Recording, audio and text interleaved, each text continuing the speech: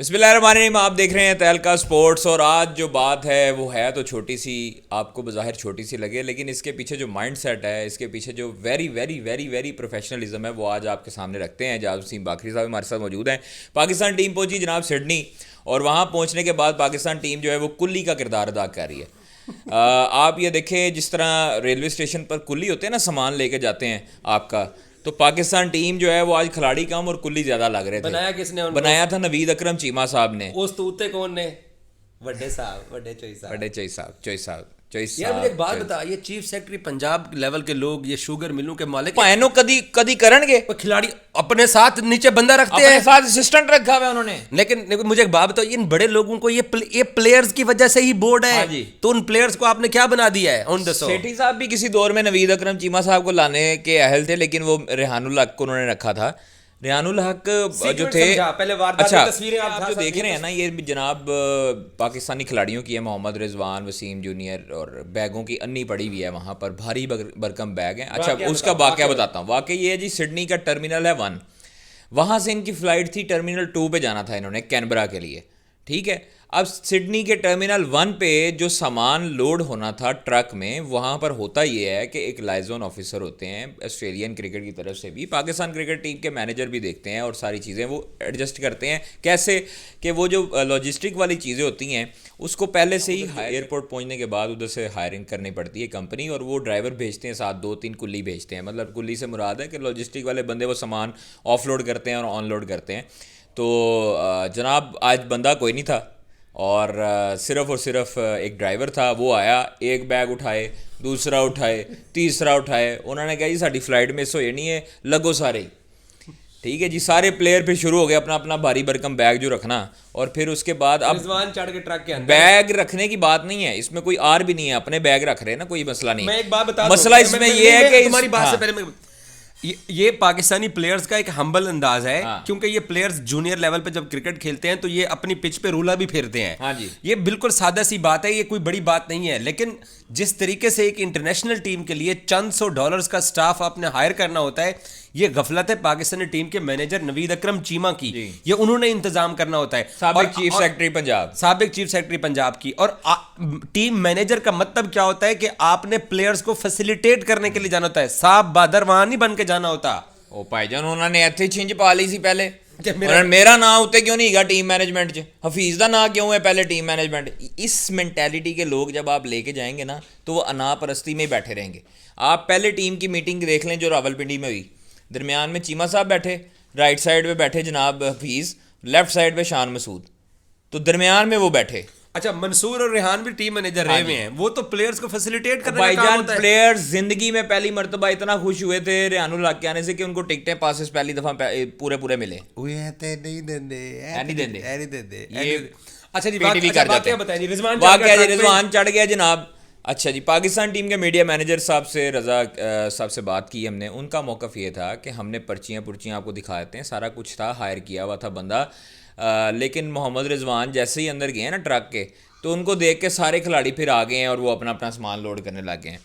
दूसरी चीज़ ये है कि खिलाड़ी जो सामान लोड कर रहे हैं, किसी को चुक पै जाती, किसी का मसल पुल हो जाता, कोई कुछ भी हो जाता, इंजरी। लगेज नहीं, वैसे लगेज वजन उठा रहे हैं ना, वजन में चौकी पड़ जाती है ना, पीछे कमर आपकी स्टिफनेस आ जाती है, सारी चीज़। और जो शर्मिंदगी है वो कम है। और आप उधर देखें कि मैं शुरू में तारुफ यही कराया ना कुल्ली, तो वो मैं उनको बताऊंगा भी, और ये सारी चीज़ें हैं। तो ये प्रोफेशनलिज्म है हमारे पाकिस्तान क्रिकेट बोर्ड की, कि इस तरह के बंदे जिनको जो है वो चुदराहट आई हुई है और कुर्सी पे बैठ के उन्होंने डिसीजन लेने होते हैं, गलत डिसीजन। अब आपको दूसरी कहानी बताऊं, मोहम्मद हफीज़ की टीम डायरेक्टर पे भर्ती हुई है ना, वो गैर कानूनी है। वो कैसे गैर कानूनी है कि पाकिस्तान क्रिकेट बोर्ड ने इश्तिहार जारी किया गुज़श्ता रोज़, और वो ऑस्ट्रेलिया पहुंच गए हैं भाई, और उनके जो इश्तिहार जारी किया उसमें 15 दिसंबर लास्ट डेट है सबमिट करने की कागज। उसके बाद पेपर चेक उसके बाद पेपर चेक होने, इसके बाद कॉलेज नहीं है, उसके बाद इंटरव्यू कॉल होना है, फिर जाए कुछ होना है। तो ये तो प्रोफेशनलिज्म है कि हफीज़ जो है वो हफीज़ बड़े बनते हैं माशाल्लाह के, सच्चा पाकिस्तानी और पैट्रियोटिज्म, ये रूल को और कोई कोर्ट चला जाए। मुझे ये तो बताएं, नहीं जाएगा। हफीज़, मोहम्मद हफीज़ जो है वो बड़े सकी सावित्री बनते हैं कि मैं बड़ा ईमानदार और बड़ी चीज़ें हैं। तो मुझे ये बताएं हफीज़ साहब, जब आपकी तकर्री हुई है गैर कानूनी, तो उस पर क्या आपका मौक़िफ़ है जनाब?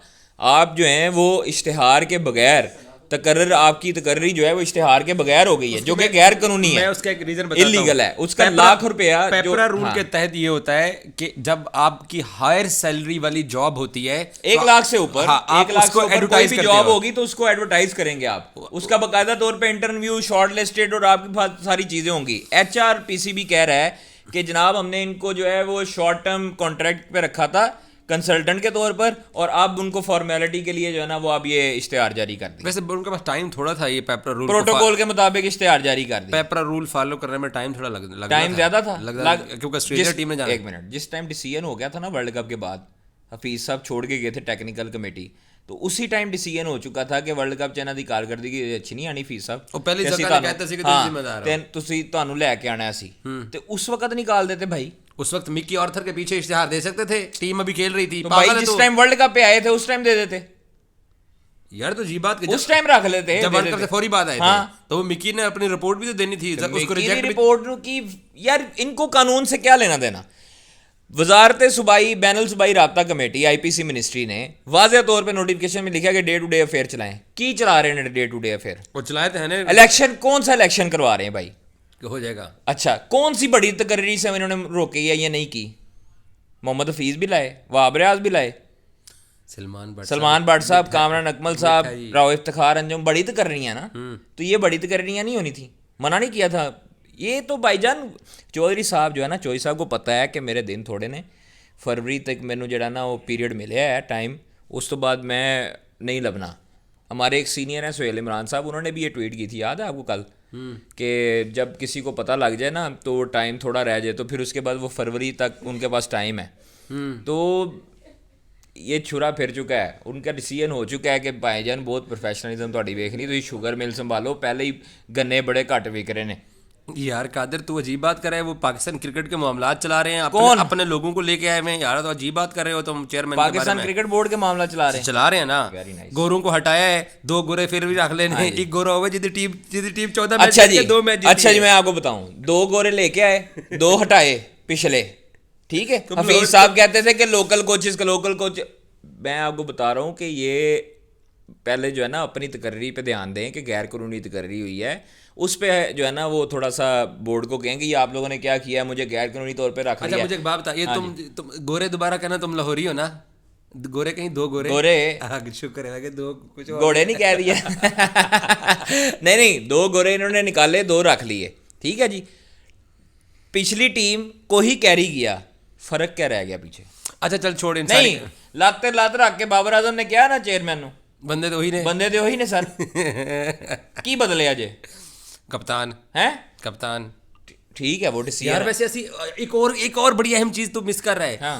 हमने कप्तान D कैटेगरी का रखा था, जिसको अब B कर दिया है। वो मेरे ख्याल में ये है कि तीनों फॉर्मेट का हो सकता है कि तीनों फॉर्मेट जो खेलता है उसको A+ कैटेगरी दी हो, परफॉर्मेंसेस के हवाले से दी गई हो। अब B कैटेगरी में आ गया, लेकिन वो ज्यादती थी। शान मसूद के साथ पहले भी ज्यादती थी कि D कैटेगरी नहीं उसे देनी चाहिए थी, जिस तरह का वो सीनियर प्लेयर है, अच्छा प्लेयर है, लेकिन चौधरी राज में भाग लगे रहन, कुछ भी हो सकता है। आखिरी एक चीज, दुबई से इंटरव्यू आया औरंगजेब साहब ने किया है इमाद वसीम साहब का, वो सुना कहते हैं कि मैंने किसी और फ्रेम ऑफ माइंड में चला गया था, तो कुछ भी हो सकता है। अंदिया दे गए वापसी का, रिटायरमेंट का। हाँ तो ठीक है, वापसी के रास्ते खुले रखने चाहिए। इमाद वसीम की अभी कोई उम्र नहीं है, इमाद को वापस आना चाहिए, अच्छा प्लेयर है, अच्छी परफॉर्मेंस देता है। लेकिन ये मैं आपको बता दूं, पीर या मंगल एक बड़ा धमाका होने वाला है, बड़ा धमाका।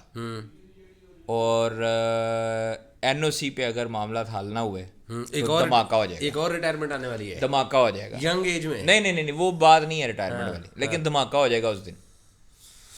NOC का मामला अगर आज रात या मंडे तक दोपहर कंप्लीट ना हुआ तो आपको क्या है कि एक पाकिस्तान क्रिकेट में भूचाल आने वाला।